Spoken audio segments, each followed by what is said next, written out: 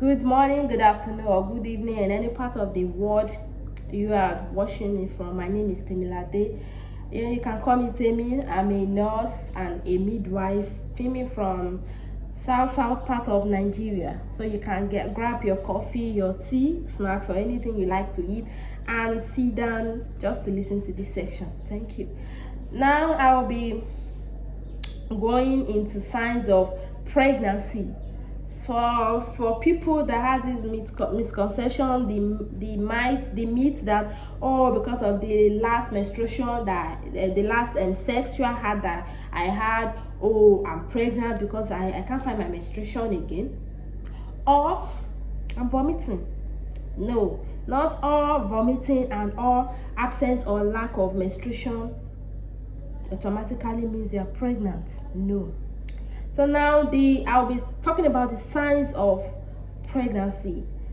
It's in 3 parts. I call it the 3 P's of signs of pregnancy: the presumptive or the possible signs, the probable signs, that the probability, and the positive signs of pregnancy.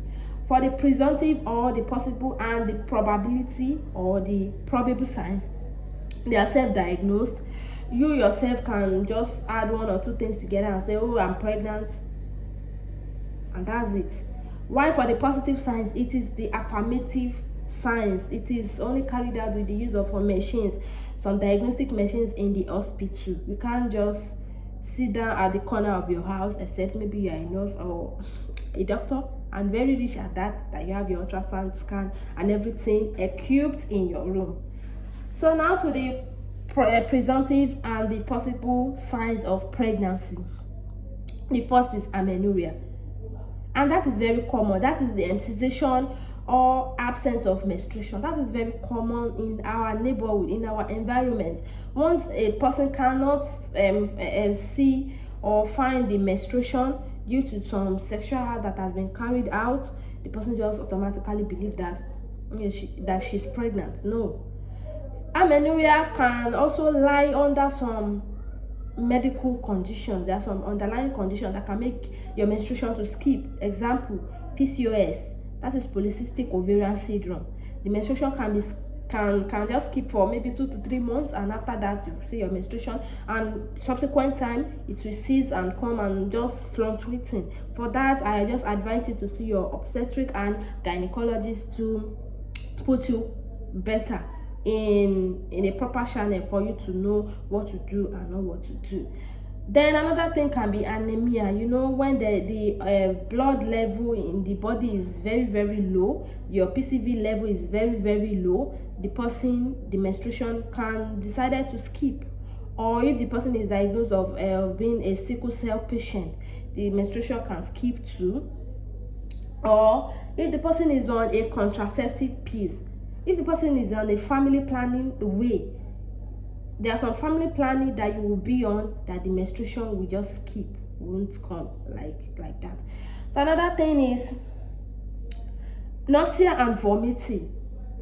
Nausea and vomiting can also, for some people that they are vomiting or they feel nauseated, they can say they are pregnant. No, it can also be due to some gastrointestinal tract disease or some acute infection. Then breast tenderness. We female, when we're about to have our menstruation, sometimes we will have this breast tenderness, fullness of breast, and the likes.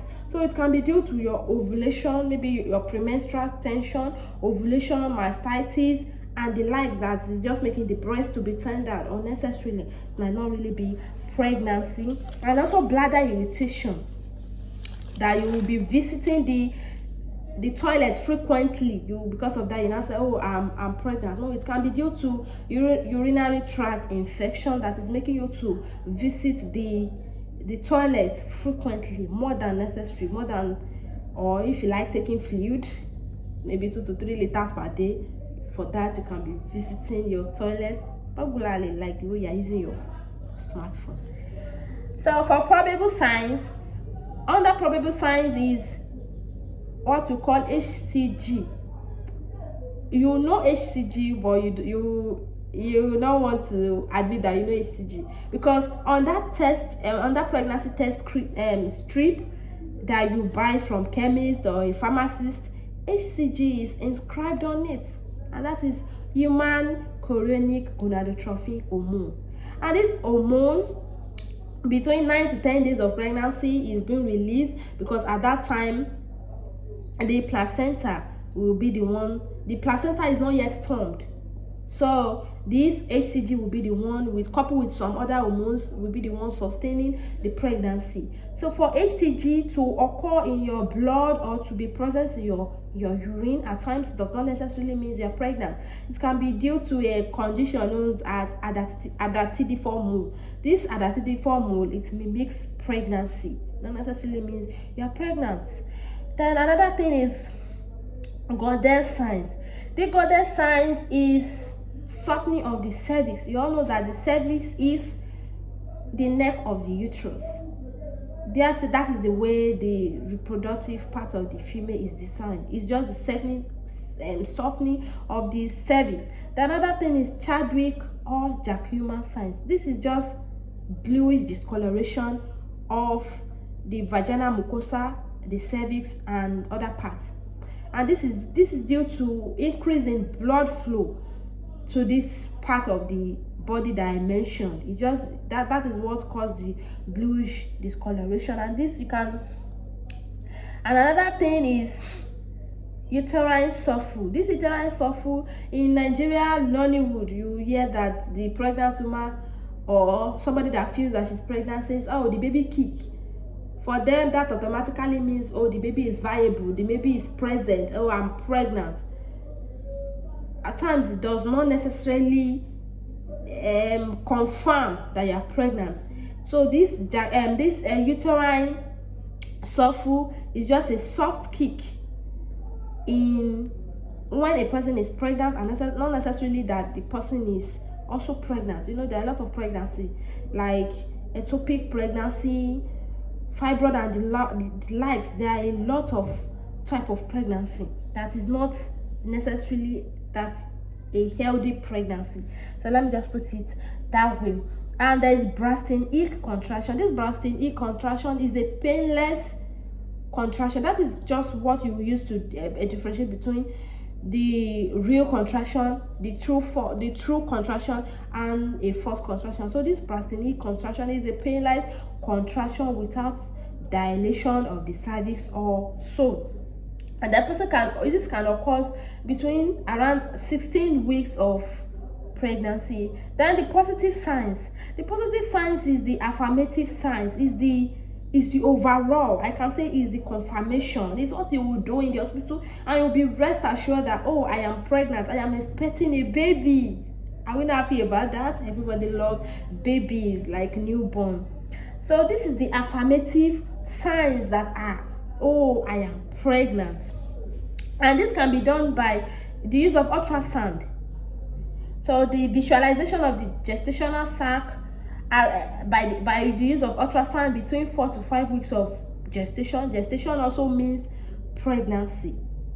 Cessation also means pregnancy. So in case somebody wants to shakara you in your neighborhood and be like, oh, I'm just 4 to 5 weeks and size, just, oh no, this is pregnancy. Or you are walking randomly on your street and somebody just bring a microphone. Oh, do you know sciences? What is sciences? You just shake it up and say, oh, it's pregnancy.